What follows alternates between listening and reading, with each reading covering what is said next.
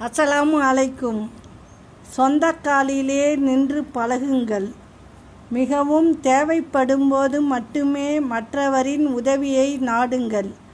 அவர்கள் உதவ மறுத்தால் வருத்தமோ கோபமோ அடையாதீர்கள்.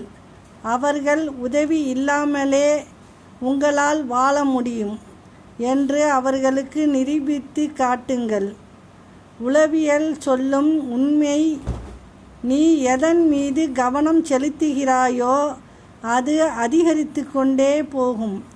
உதாரணத்துக்கு, பிரச்சனைகள் மீது கவனத்தை செலுத்தினால் பிரச்சனைதான் அதிகரிக்கும்.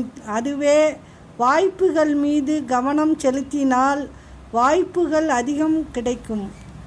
எனக்கு சொல்லித்தந்த பாடம்: யாரையும் திட்டாதே, சாபம் இடாதே, கெடுதல் நினைக்காதே.